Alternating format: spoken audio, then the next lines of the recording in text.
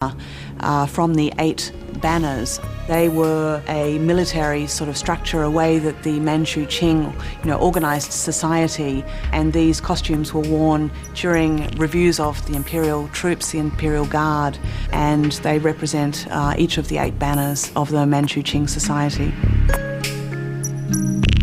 Obviously, the Great Wall is a very well-known symbol of China, and what we found is that many people are coming, both Australians, Chinese, families, people are coming to learn about Chinese history, and so it's very satisfying to see Chinese-Australian families coming through and the parents teaching their children aspects of Chinese history. And, we've got such a wonderful array of objects. It really does represent a history of China, seen through the prism of the Great Wall. So it really is a very rich offering, and I think that fact is being proven in the large visitor numbers that we are receiving to the exhibition.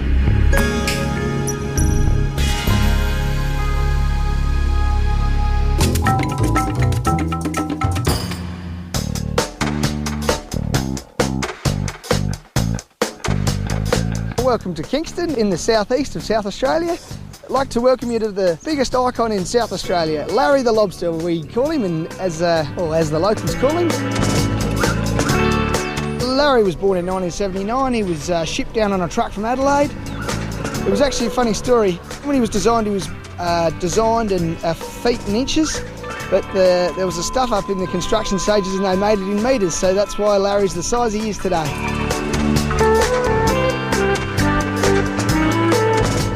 Kingston needs an icon that people can pull in and take a photo, have a coffee, and he brings people into the town, and we want to keep the people in the town for as long as we can.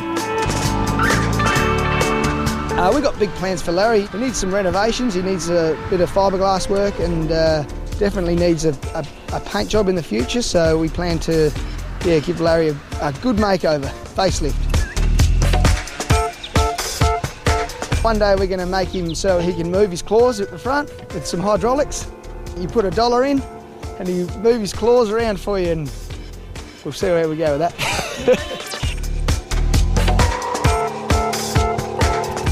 Well, Australia is a big country, so I guess it's appropriate that we have big landmarks. Now, the craft of poetry is not dead. At festivals around the country, performance poets delight audiences regularly, and Harry Donnelly is one of them. He's a well-loved poet based on the Sunshine Coast in Queensland, where he's also poet in residence at a holiday resort. I'd like to tell you something. Let me tell it to you straight. I've got a real good reason why I'm always running late. I suppose better late than never, as my father used to say. You show off a bit around the cabins here, I suppose.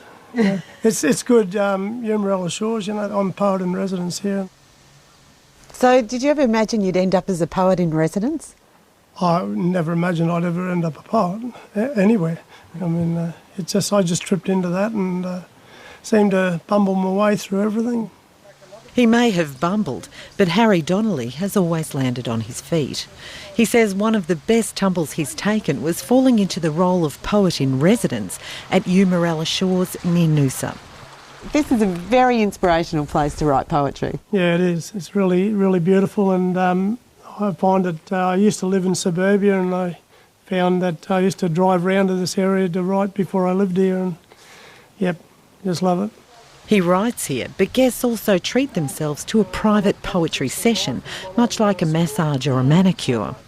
You get the rapport back from the people, and you just seem to know what they want to hear as you're going along, and never had a bad night here. It's just always been enjoyable, You'd be around a campfire, you could be on the beach, you could be up in the cabin here, Yeah, it's great.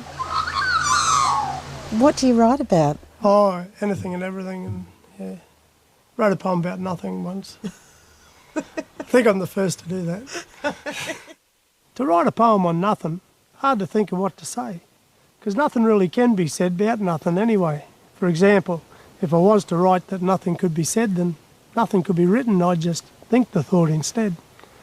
Nothing seems to rhyme at all with nothing anyhow, so in defence of poor old nothing, I'll change the storyline right now. I'll make the subject something. Always something here to write, but to think of something off the cuff could take me through the night. Nothing really comes to mind when you try to think of something. So there's something that I must admit I'll have to finish off with. Nothing. His poems range from quirky and quick 1-minute tongue and brain twisters to 800-word poems about politics and life. You go to most of the big festivals around the place, Tamworth, Gympie must have met some beautiful people in the poetry world. And, and it's not a stiff sort of life, it's just all the most amazing characters you'd ever meet and funny people. So it's a real family, and every time we meet up at the different festivals, it's just a beautiful day. I won $1,000 down at Tamworth a few years ago with one about thinking too much. Have you ever thought of trying to control your every thought, or thinking of your thoughts a different way?